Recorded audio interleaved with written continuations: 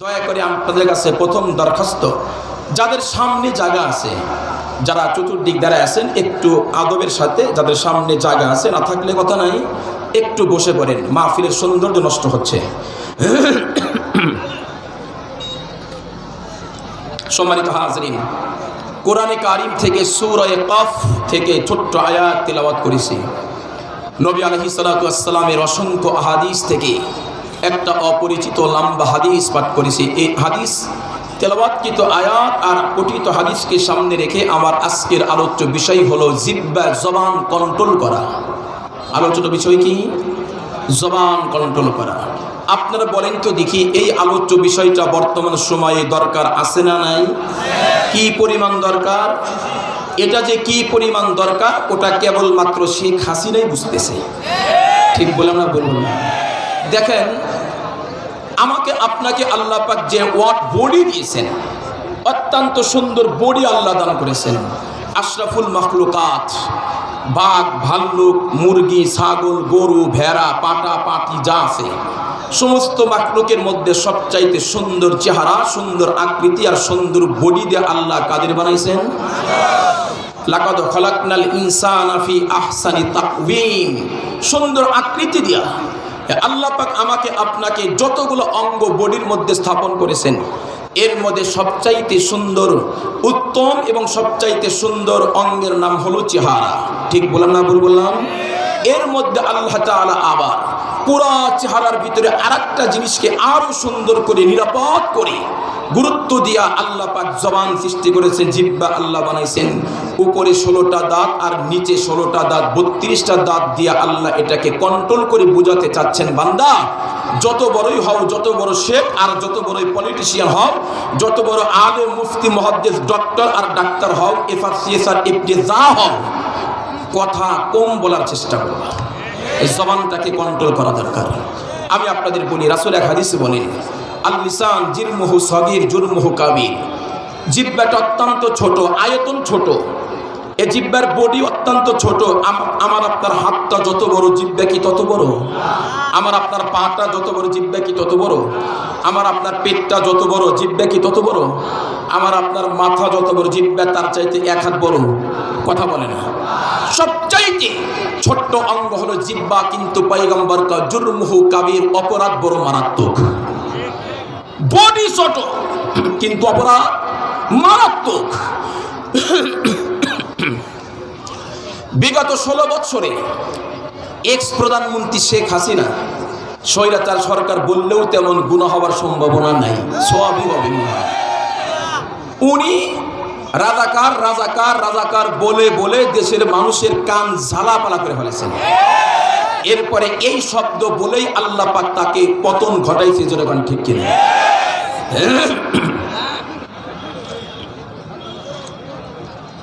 সম্মানিত হাজরিন, আমাদের যতগুলো অঙ্গ প্রত্যঙ্গ আছে, এর মধ্যে এটা কিন্তু অত্যন্ত গুরুত্বপূর্ণ। শেখ হাসিনা 40 মিনিট আগেও জানতো না আমাকে এই দেশ থেকে পালায়ে যেতে হবে। ঠিক বললাম না? ভুল বললাম? আবার এখন নাকি মাঝে মাঝে আমরা দেখি উনি নাকি চট করে বাংলাদেশে আসতে চায়। আবার বলে এদেশ আমার বাবার, এদেশ আমার বাবা স্বাধীনতা করেছে, স্বাধীন করেছে। ভালো কথা, তোমার বাপ স্বাধীন করছে, তুমি কি করলা? 16টা বছরে কত মায়ের বুক খালি করছো, কত স্ত্রীকে বেদবা করেছো, কত ছাত্র শিবিরকে, কতগুলো আলেম হাফেজকে চট্টগ্রাম পাহাড়ের মধ্যে গুলি করে মেরেছো। এগুলার বিচার যদি বাংলার জমিনে শুরু হয়, 1000 বার ফাঁসি হবে, 1000 বার ফাঁসি হবে। কথা বলে ঠিক কিনা? জনগণ তো এখনো খেপেই নাই, খেপেই নাই। খেপার দেখছো কি? 2-1টা টাকা ভাই, হায় হায়। গত 2 তারিখে প্রোগ্রাম ছিল নবাবগঞ্জ দোহার। আলোচনার মধ্যে বলছি কার এলাকা? হুজুর সালমান রহমান। বললাম দরবেশ বাবা। হুজুর জি। বললাম দরবেশ বাবা খুব ভালো কাজ করছে। শুধুমাত্র কেবলমাত্র ইসলামী ব্যাংক থেকে 36,000 কোটি টাকা লুট করছে। আমি বলছি সেদিন উনি যদি থাকতো সামনে তাও বলতাম 36,000 কোটি কেন, 36 দুগুণা 72,000 কোটি চুরি করেন, আফসোস নাই। দাড়ি কাটলেন কেন? দাড়ি কাটলেন কেন? লজ্জা হওয়া দরকার। এই স্বৈরাচার সরকারের যত মন্ত্রী মিনিস্টার যতগুলো আকাম কুকাম করেছে 5 তারিখের আগে, সবচাইতে বড় খারাপ কাজ করেছে সালমান রহমান। কারণ রাসূলের সুন্নত ওয়াজিবের উপরে খুর দিছে, তার মানে বোঝা গেল 16 বছর জনগণকে দাড়ির দোহাইতে ধুর করেছে, জনগণকে ঠকাইছে। কথা বলা ঠিক কিনা? 16টা বছর। আবার আপনারা দেখছেন, আমি ফেসবুকে দেখলাম, এক জায়গাতে দেখলাম আহলে হাদিসের কিছু উলামা কেরামকে নিয়ে উনি ওয়াজ করতেছেন। সেখানে বলতেছেন কোরআনে তেমন সমস্যা নাই, কোরআনে কিছু আছে। নাউজুবিল্লাহ কয় না। কোনো ব্যক্তি যদি বলে কোরআনের সমস্যা আছে, ওর ঈমান আবু বকর সিদ্দিকের চাইতে মজবুত হবে, তাই না? তাহলে ঈমান নাই। কোরআনের সমস্যা আছে তেমন না, তবে হাদিস তার সমস্যা। আর গর্দবের দল ডাকা জি জি জি স্যার জি স্যার, থাপড়া দাঁত ফেলাম খারাপ কথা। হাদিস মারাবিয়া কত বড় হাদিস হয়েছে তোমার? তোমার সামনে হাদিসের ভুল ধরা হয়, তোমার সামনে কোরআনের ভুল ধরা হয়, তুমি সমর্থন করো। এগুলোর বাংলার জমিনে জায়গা নাই, জায়গা নাই, জায়গা নাই। আহলে হাদিসের লোকগুলা ফিতনা করতেছে দেশে। আহলুস সুন্নাত ওয়াল জামাতের আকীদার আমরা কথা বলেন, এতগুলো লোকের সামনে এই কথা বলে গেল হাদিসে ভুল আছে, কোরআনেও তেমন সমস্যা নাই, কিছুটা আছে। আর ব্যাককেলগুলা হা করে তামসা দেখতেছে আর তালি বাড়তেছে, জি স্যার জি স্যার। ফাজিল কোথাকার। একটা কথা মনে রাখেন, বঙ্গবন্ধুর কন্যা শেখ হাসিনা যে কত কি মানুষ, ওটা আমি কিছুটা জানি। কেন জানি জানেন? কেন জানি জানেন? বয়সটা 44 বছর, রাজাকার হওয়ার সম্ভাবনা নাই। আর এখন রাজাকার বললে তো অসুবিধা নাই, কারণ দেশটা তো চালাইতেছে রাজাকাররা। মুক্তিযোদ্ধা যত ছিল সব পালাই গেছে। কথা কয় না? কথা কয় না? এখন আবার নতুন করে স্বপ্ন দেখতেছে বাংলার জমিনে আসার। খোদার কসম করে বলি, খোদার কসম, আজ থেকে 20 বছর পরে হয়তো আওয়ামী লীগ নিষিদ্ধ না হলে বাংলার জমিনে রাজনীতি করতে সুযোগ পাবে শেখ পরিবার। ঢুকতে পারবে না শেখ পরিবার, ঢুকতে পারবে না শেখ পরিবার, ঢুকতে পারবে না। বাংলাদেশে শেখ হাসিনার রাজনীতি শেষ, শেখ সজীবদের রাজনীতি শেষ, আমুর রাজনীতি শেষ, ওবায়দুল কাদের কাকার রাজনীতিও শেষ। আমি তো সেদিনও বলছি, যারা যার বিরুদ্ধে বলছে ওটা নিয়েই পালাইতে চাইছে। শামীম ওসমান নারায়ণগঞ্জের কুলাঙ্গার, কথা বলেন, নারায়ণগঞ্জের কুলাঙ্গার, উনি নাকি 70 রাকাত তাহাজ্জুদ পড়ে। একবার দেখতেছি ফেসবুকে কাবা শরীফে মদিনা মসজিদে বসে খালি সেজদা দিতেছে সমানে।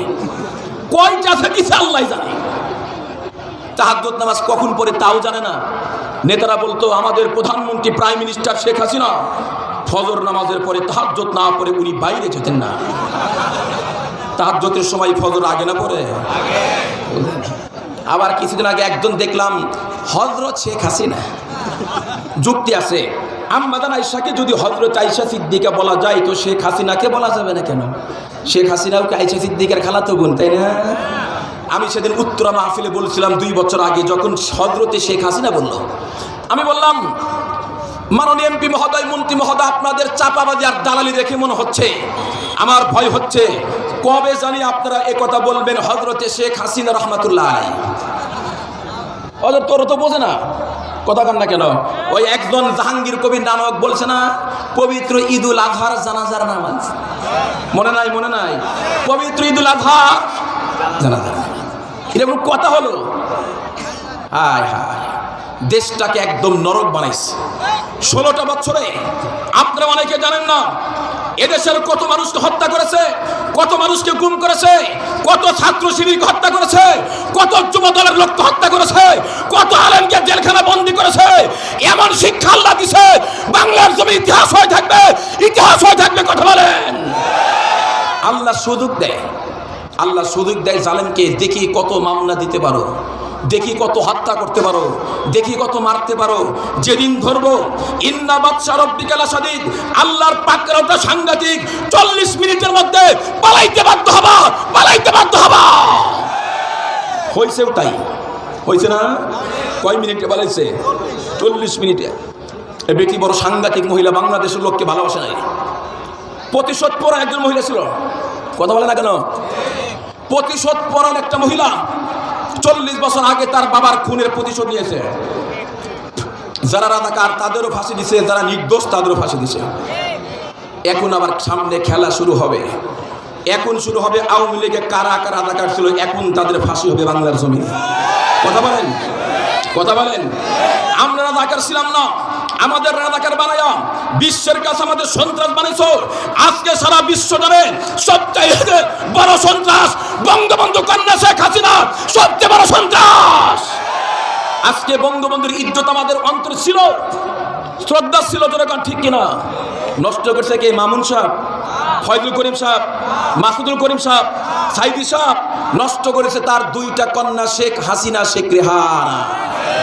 আজকে দুইজনের অত্যাচারের কারণে বাবার মাথার উপর উঠে পোলাপান পেশাব করেছে, মাথা ভাঙছে, পা ভাঙছে, হাত ভাঙছে। এই বেজ্জতি তোমাদের দুই বোনের কারণে হয়েছে। বাংলার জয়মান কখনো তার সঙ্গে খারাপ আচরণ করতো না, ঠিক কিনা? দুইজনের কারণে। কথা একটাই, স্বপ্ন যে যাই দেখেন রঙ্গিন স্বপ্ন, লাভ নাই। এ বাংলাদেশের মানুষ জেগে উঠেছে, অন্যায় এদেশে চলবে না, জুলুম চলবে না, দুর্নীতি চলবে না, ঘুষ চলবে না, সুদ চলবে না। যেখানেই অন্যায় সেখানেই প্রতিশোধ, যেখানেই অন্যায় সেখানেই প্রতিবাদ। আর দেরি করা যাবে না, অন্যায় দেখলেই অঙ্কুরে শেষ করতে হবে। যুবকরা কথা বলো না, আর দেরি করার সুযোগ নাই। যেখানে অন্যায় সেখানে প্রতিবাদ। অন্যায়কে অঙ্কুরে শেষ করতে হবে, গাছ জ্বালাইতে দেওয়া হবে না।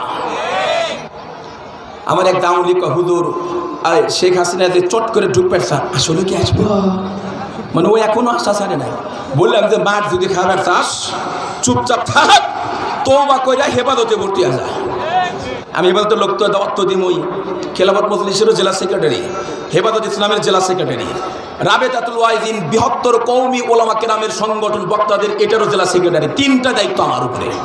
এটার মিছিল মিটিং করতে করতে আর মাহফিল দুই তিনটা করতে করতে প্রতিদিন বলার অবস্থা শেষ। তারপরেও কিছু কথা বোঝা যায় তো? বোঝা যায় না? এই জবান কন্ট্রোল করা দরকার। যারা এই জবানকে অপব্যবহার করছে তারাই বিপদে পড়ছে দুনিয়া আখিরাতে। যারা জবানের সৎ ব্যবহার করছে ওরাও জান্নাতে গেছে, দুনিয়াতে শান্তি আছে। যেরকম ঠিক কিনা? আবু বকর সিদ্দিকের নাম শুনছেন আপনারা? বাড়ি হলো মধুপুরে নাকি? কোথায়? থাকতে পারে আবু বকর মধুপুর থাকতে পারে, কিন্তু আবু বকর সিদ্দিক রাদিয়াল্লাহু তাআলা আনহু না। আল্লাহ নবীর সবচাইতে বড় সাহাবী। আহলুস সুন্নাত ওয়াল জামাতের আকীদা হলো সমস্ত নবীদের পরে যেই সাহাবীর যেই উম্মতের দাম আল্লাহর কাছে বেশি তার নাম আবু বকর সিদ্দিক। সুবহানাল্লাহ বলেন। খুতবার মধ্যে আল্লাহর আমরা পড়ি, কালকেও তো পড়া হবে, আরহাম উম্মতি বি উম্মতি আবু বকর। এক হাদিস আল্লাহর পয়গম্বর কা, আমি যখন জান্নাতে গেলাম, মেরাজের রাত্রিতে জান্নাত আর জাহান্নাম দেখলাম। আল্লাহ আমাকে জান্নাতের প্রজেক্ট আর জাহান্নামের প্রজেক্ট দুইটা দেখাইলেন। আমি জান্নাতে অনেক নিয়ামত দেখলাম। এরপরে আমি ঘুরতে ঘুরতে একটা সুন্দর চতুর্কানি চারকানিওয়ালা বাংলোর সামনে গিয়ে দেখলাম অত্যন্ত সুন্দর বালাখানা। দুনিয়াতে এমন স্যাম্পল দেখি নাই। প্রহরীকে জিজ্ঞেস করলাম, প্রহরী উত্তর দাও, এই সুন্দর বালাখানাটা আল্লাহ পাক কার জন্য বানাইছেন? প্রহরী উত্তর দেয়, আপনার সাহাবী হযরতে ওমরে ফারুকের জন্য আল্লাহ বানাইছেন। সুবহানাল্লাহ। এই কথা শুনে আম্মা আয়েশা মনটা মলিন। স্বাভাবিকভাবেই আয়েশা সিদ্দিকার ধারণা আমার আব্বার নামই তো বলবে, কিন্তু নানাটা বলে নাই। এই কারণে আল্লাহর পয়গম্বর বুঝতে পারলেন আয়েশা সিদ্দিকার মনটা খারাপ। ডাক ডাকা, আয়েশা তুমি জানো না আমার উম্মতের মধ্যে এমন একটা উম্মত আছে রে, জান্নাতের 8টা দরজা একসঙ্গে ডাকবে, সম্মানিত মেহমান আপনি আমার দরজাতে আসেন। সুবহানাল্লাহ বলে না? সম্মানিত মেহমান আপনি আমার দরজাতে আসেন। একসঙ্গে একই মুহূর্তে 8টা দরজা ডাকতে থাকবে, আপনি আমার দরজাতে আসেন। আয়েশা সিদ্দিকা কা, পয়গম্বর তাহলে সাহাবীর নাম বলেন না? আল্লাহর নবী কয়, সে আর কেউ নয়, আমার শ্বশুর আব্বা, তোমার আব্বা আবু বকর সিদ্দিক রাদিয়াল্লাহু আনহু। সুবহানাল্লাহ, সুবহানাল্লাহ জোরে বলেন। সেই আবু বকর সিদ্দিক জবানটাকে কন্ট্রোল করতেন। কখনো মাঝে মাঝে জিহ্বা টেনে বলতেন, এইটার কারণে জাহান্নামে যেতে হবে, এটার কারণে মানুষ অনেক সময় জাহান্নামে যাবে, অনেক সময় জান্নাতেও যাবে। জবানটাকে কন্ট্রোল করতেন। কিন্তু এই কারণে আল্লাহ নবী এক হাদিসে কয়, মান সমাতা নাজা, যে ব্যক্তি চুপ থাকে সে মুক্তি পায়। যে চুপ থাকে সে কি পায়? মুক্তি পায়। হাসিনা যদি চুপ থাকতো মনে হয় কিছুদিন ক্ষমতায় থাকতো। বেশি বাইরে গেছিল, বেশি বাড়ছিল, জবান আগে আগে চলছে। এদেশের মানুষকে মানুষই মনে হয় নাই, আলেমদেরকে মানুষ মনে হয় নাই, বিএনপিকে মানুষ মনে হয় নাই, জামাতকে মানুষ মনে হয় নাই, হেফাজতকে মানুষ মনে হয় নাই, সবগুলোর উপর স্টিম রোলার চালাইছে। আল্লাহ কয়, যখন আমি দুর্নীতি আর জুলুম চূড়ান্ত পর্যায়ে যাবে ওই সময় আমি আর ছাড় দেব না। যখন ঠিক কিনা? এমন শিক্ষা দিছে, সবচেয়ে বেশি জাত পাইছে পুলিশের জাত। কথা কয় না? এমন জাইরা জাত পাইছে ভাই, আমাদের সিরাজগঞ্জের ভাষা জাইরা জাত। জাইরা জাত বোঝেন? আঞ্চলিক ভাষা। যে পোশাক নিয়ে বিরোধী বই বুঝতে কয়েকদিন চাকরি বাদ দিছে, গেলি মার। কথা কয় না? বাংলাদেশের মানুষ চুপ থাকা শিখছে, বাংলাদেশের মানুষ অন্যায় সহ্য করা শিখছে, বাংলাদেশের মানুষ অন্যায় প্রতিবাদ করে 40 মিনিটের মধ্যে 41 সালের স্বাধীনতার 41 সালের ঘোষণা দেওয়ার নেতা নেত্রীকেও দাবড়াইতে শিখছে। যারা বলে ঠিক কিনা? কিসের 41? 24 তো পার হলো না, 24 পার হলো না, ঠিক না? ঠিক। আবু বকর সিদ্দিক, রাসূল কয়, যে চুপ থাকে সে মুক্তি পায়, তবে সব সময় চুপ থাকা যাবে না। সুবহানাল্লাহ, সুবহানাল্লাহ, সুবহানাল্লাহ, আলহামদুলিল্লাহ জিকির করতেছেন, আপনার সামনে আলিমদের গালি মারতেছে, আল্লাহ নবীকে ব্যঙ্গ করছে, আপনি বলছেন সুবহানাল্লাহ, সুবহানাল্লাহ করতেছেন। আপনার সামনে কোরআন একজন ফালিয়ে দিচ্ছে, আপনার বুজুর্গ, আপনি 3 ছেলের সাথে, আপনি সরমনের মুরিদ, আপনি অনেক বড় হেফাজতের আমির, কিন্তু আপনি বসে জিকির করতেছেন, আপনার সামনে আরেকজন গালাগালি করতেছে ইসলামকে, আপনি করতেছেন ওর মতো কোক আমার মতো আমি কই সুবহানাল্লাহ, সুবহানাল্লাহ, আলহামদুলিল্লাহ। আল্লাহ নবী কয়, ফাহুয়া শয়তানুন আখরাস, তুমি বোবা শয়তান। কি শয়তান? কষ্ট দিয়েছি নে? ওয়াজ করার বেশি টাইম নাই, তার 10 মিনিট আছে। বোবা শয়তান। যেমন সিদ্দিক আকবর একেবারে শান্তিপ্রিয় মার্জিত মানুষ। কি মানুষ? মার্জিত। আরহামু উম্মতি বি উম্মতি আবু বকর। আল্লাহ নবী কয়, খোদ্দার মধ্যে শোনেন না, কালকে তো শুনবো, আমার উম্মতের মধ্যে সবচাইতে নরম, সবচেয়ে ভদ্র, সবচেয়ে মার্জিত মানুষটার নাম হলো আবু বকর সিদ্দিক রাদিয়াল্লাহু তাআলা। কিন্তু সবচেয়ে মার্জিত লোকটাও যদি আবার কখনো গরম হয়, ওই গরম কিন্তু সহজে ছাড়ে না। জোরে কোন ঠিক কিনা? আরো জোরে বলেন। কথা বলবো? আচ্ছা আচ্ছা আচ্ছা, টেহা দিব তো, বাস টেহা দিলে তাড়াতাড়ি দেন, দরকার আছে। আল্লাহকে সাইজ করতে গেছে, ও নিজেই সাইজ হচ্ছে। আহমদ শফিকে যারা তেতুল হুজুর বলেছিল মরছে, এখন একজন আছে সরওয়ার ফারুকি, যাকে উপদেষ্টা নাম আসছে। স্পষ্ট কথা, ছাত্রদের জীবনের বিনিময়ে বাংলাদেশ পেয়েছি, ছাত্রীদের জীবনের বাংলাদেশ পেয়েছি। তেতুল হুজুর বললে বলা সমকামিতার প্রমোটকারী সরওয়ার ফারুকির প্রত্যেকক্ষণ চাই, এরাকে কমিটি রাখা যাবে না, উপদেষ্টা দেখা যাবে না। কি হচ্ছে এগুলা? কি হচ্ছে এগুলা? উপদেষ্টাদের দৃষ্টি আকর্ষণ করি। আপনারা জানেন 16 বছরের শক্তিকে 40 মিনিটে উড়াইতে কিন্তু বাংলাদেশ লজ্জিত করে নাই। আপনাদের 12 জন 15 জনকে 40 সেকেন্ড লাগবে না, সময় এসে পদত্যাগ করান। আজীব কারবার। তার বউ একটা কি তিশা নাকি একটা নাকি তিশা, একেবারে বাজে একটা মেয়ে, নর্তকী, নাটক করে, এরার বেহায়া নির্লজ্জ। তার স্বামী আহমদ শফি সাহেবকে তেতুল হুজুর বলে গালি দিচ্ছেন। সমকামিতা, পুরুষে বিয়ে, মহিলা বিয়ে, মহিলা বিয়ে কি করবো ওরা? কথা কয় না, এই কথা বলেন না। মহিলা বিয়ে হয়, পুরুষ কি হয়? সমকামিতা জায়েজ না হারাম না হারাম? এটার প্রমোটকারী সরওয়ার ফারুকি। অতএব স্পষ্ট, বাংলাদেশের রাজধানী ঢাকার বুকে চান্দুরার মাঠ থেকে, এই কলেজ মাঠ থেকে স্পষ্ট ঘোষণা, ডক্টর ইউনূসকে বলতে চাই, তাড়াতাড়ি অতি বিলম্বে সরওয়ারিকে পদত্যাগ করান, নইলে কিন্তু আবার আগুন জ্বলবে বলে গেলাম। রাগ করতেছেন? কষ্ট হয়, সামনে যে কি হবে আল্লাহ ভালো জানে। খুবই বিপদে আছি বাংলাদেশ, এজন্য ঘুম পাড়ার কোনো টাইম নাই। আমাদের তো ঘুম শেষ, আমাদের তো ঘুমই নাই। আপনারা ঘুমাইন না, যারা বাতেল ওরা কিন্তু ঘুমায় না, আমরা নাক ডেকে ঘুমাই। যাক, লম্বা কথা হইতেছে, ওদিক যাবো না। আবু বকর সিদ্দিকরে সাইজ করবো, এক ইহুদিরে কয় এই যে মোল্লা আসতেছে একটু সাইজ করি। আমাদের বাংলাদেশের ইসলামিক মহাসম্মেলন হতো, এখনো হয়। পাকিস্তান থেকে যিনি আসতেন প্রতি বছর কনফার্ম বক্তা আল্লামা শাহ আব্দুল মাজিদ নাদিম রহমতুল্লাহ আলাইহি, উনি মারা গেছেন। ওনার বাংলাদেশে ওনার যে বাংলা অনুবাদ ট্রান্সলেশন করতেন মোস্তফা হুসাইন রহমতুল্লাহ আলাইহি, উনিও মারা গেছেন। দুইজনকে আল্লাহ জান্নাতের উঁচা মাকাম দান করেন, আমিন। মোস্তফা হোসেন সাহেবের বাড়ি হলো কুমিল্লা। ঢাকাতে এক জায়গায় তাফসির করে শীতের রাত্রিতে কুমিল্লা যাচ্ছে, রাস্তার পাশে হাইওয়ে, রাস্তার পাশে রেস্তোরাঁ আছে না, নয়? সুন্দর সুন্দর হোটেল, গ্রিন হোটেল, এরপরে ফুড ভিলেজ, ফুড কেয়ার, এরকম আছে। হুজুর বলছে, খাদেম একটা রুটি আর দুইটা রুটি, একটা মুরগির গোস্ত, বাস। গরুর গোস্ত নিবা না, বক্তাদের কণ্ঠে প্রবলেম হয়। এরা যারা বক্তা তারা জানে গরুর গোস্ত খেলে সমস্যা হয়। হুজুর বলছে, হোটেলের মালিক আবার হুজুরকে ভালো করে চিনি, উনি একটা দুইটা রুটি দিয়েছেন নরম, আর একটা দিয়েছেন মুরগির রান, ব্রয়লার মুরগির রান, যেটা চিবাইতেও বড় মজা লাগে। ছাত্ররা তোমরা তো ভালোবাসো, তাই না? বাচ্চাদের সবচেয়ে প্রিয় খাবার ব্রয়লার মুরগি, ডিম আর পাঙ্গাস। আমার তিনটা ছেলে তিনটাই পাঙ্গাস খায়, গরু গোস্ত খাই না। আমি আল্লাহ কি যে বাসার বাসায় সবারে ডিম হইলে পাগল, গরু গোস্ত খায় না। যা খাই ওয়াজ মাহফিলে খাই, কেনা তোর লাগে না। আর কোরবানিতে কিছু থাকে ওরা বউ খায়, ক্লিয়ার হিসাব, বোঝেন নাই?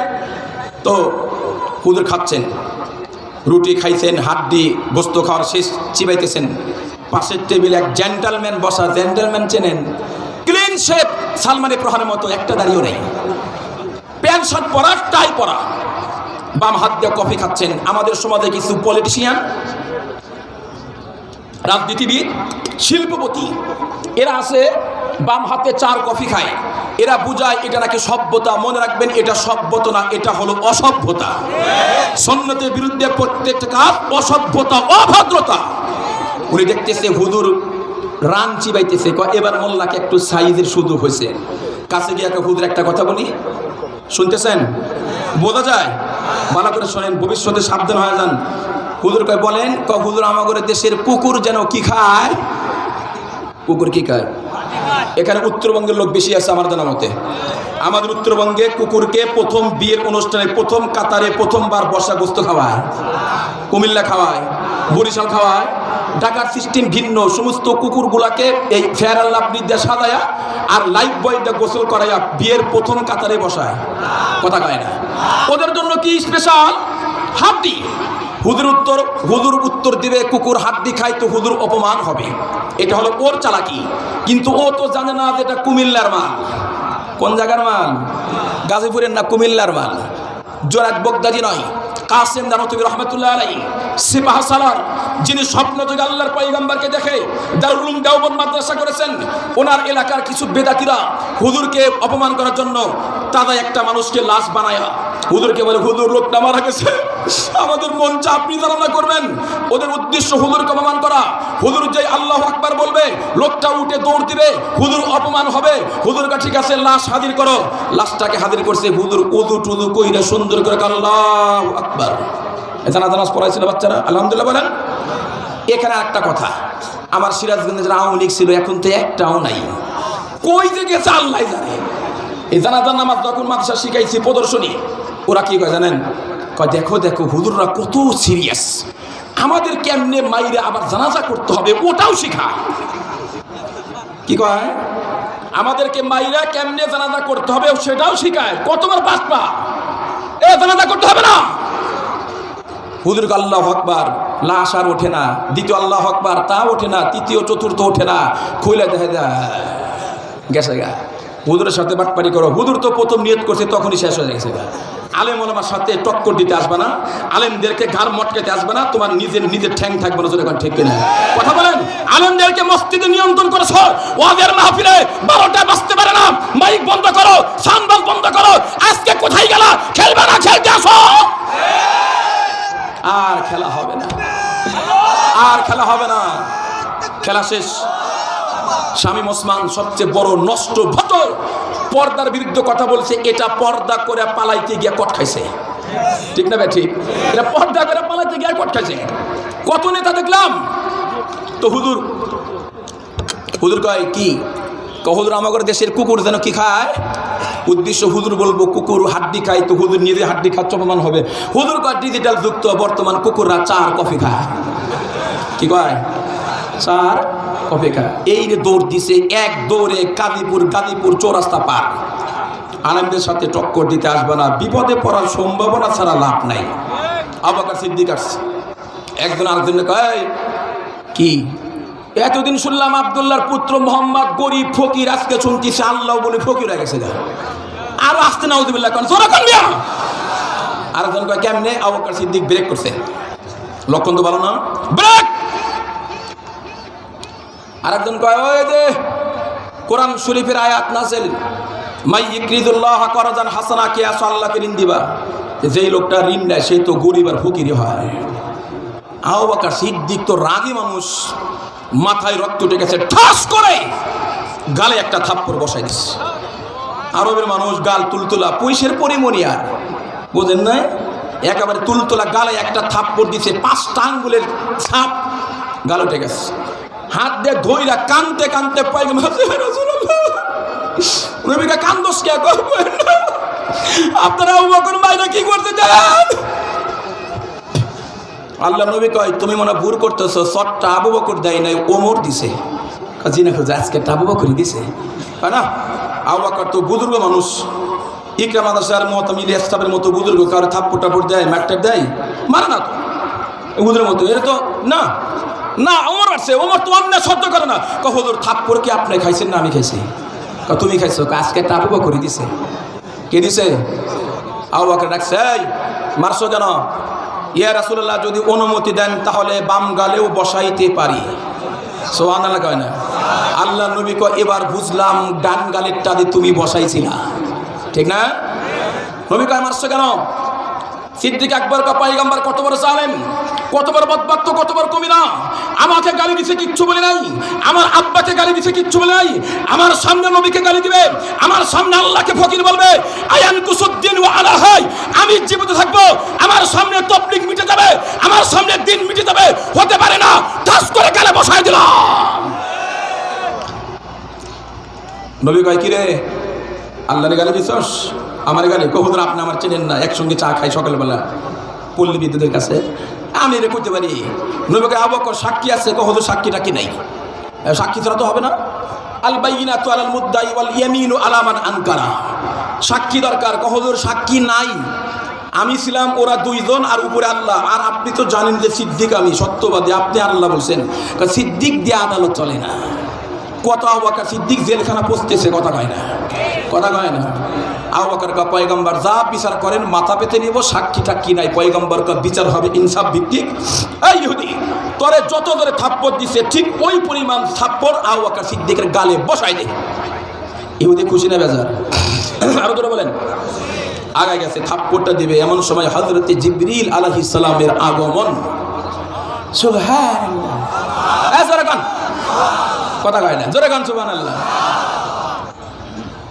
জিবরাইল কা পয়গম্বর দাঁড়ান রায় কার্যকর করবেন না আল্লাহ নবী কয় দাঁড়াও এই সময় তো জিবরাইলের আসার শিডিউল নাই আমার জানা মতে কেন আসলো দেখি আবু বকর সিদ্দিক জিবরাইল ডাক দেখ আল্লাহর নবী গো রায় কার্যকর করেন না আগে আমার কথা শুনেন নবী এই দুনিয়াতে আবু বকরের পক্ষে সাক্ষী থাকতে না পারে মক্কা মদিনায় সারা পৃথিবীতে আবু বকর সিদ্দিকের সাক্ষী থাকতে না পারে সারা দুনিয়ার মালিক আমার আপনার ইহুদি আর খ্রিস্টান বৌদ্ধ আর সমস্ত মানুষের মালিক আল্লাহ পাক নিজেই সিদ্দিক আকবরের পক্ষে সাক্ষী হয়ে গেছে গা লাকাদ সামিআল্লাহু কাওলাল্লাযিনা কালু ইন্নাল্লাহা ফাকিরু ওয়া নাহনু আগনিয়া ওরা যে বলছে আমরা ফকির আমরা ধনী ওটা আল্লাহ অবশ্যই অবশ্যই শুনছেন এবার আপনি বিচার কার্যকর করেন আবু বকর নরম না গরম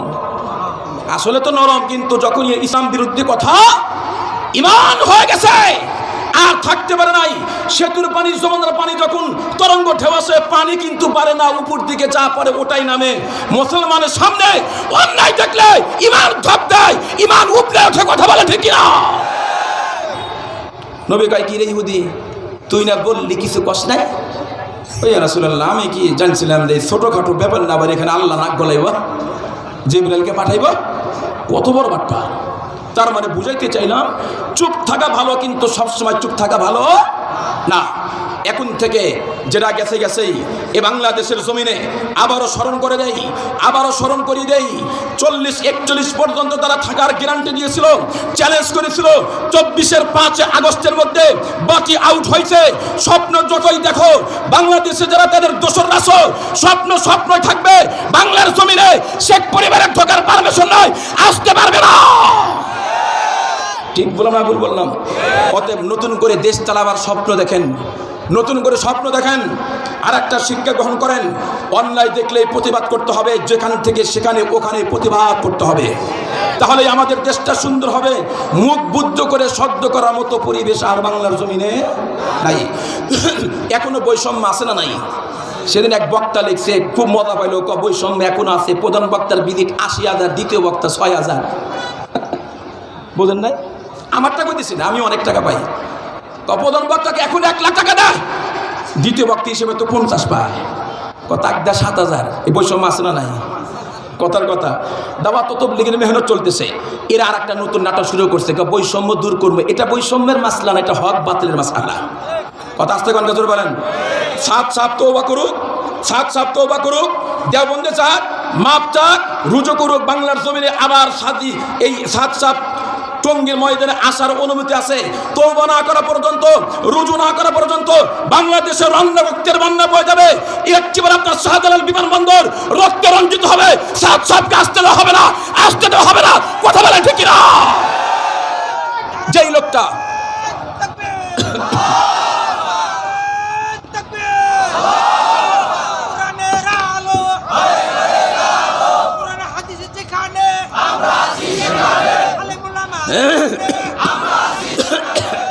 ভাই শোনেন, এখন আলোচ্য বিষয়টা অনেক লম্বা। আমি আলোচনা করতে যাই তাহলে প্রধান বক্তা যাকে আনছি অনেক ভিজিট, তার সুন্দর চেহারা, সুন্দর কণ্ঠ, আমাদের ছেলের বয়সেরই হবে। আমার তো 44 বছর, ওর বয়স 22 থেকে 24-এর উপরে না। ওর অষ্ট আমরা শুনবো না? আমার তো বাঙ্গা গলা, সুর নাই, যা দু একটা কই, ওর তো সুরওয়ালা। এটাকে বসা রাখার মতো পরিবেশ আজকে নাই। আজকে ওনারা শুনবো। এখন যদি আমি ওয়াজ শুরু করি তাহলে আরও সমস্যা হবে। অতএব মাদ্রাসার একতলা করবেন না, কয়ে দিলেন। যারা আছেন প্রয়োজনে বসবেন, কিন্তু যাবেন না। যারা বসা আছেন তারা প্রয়োজনে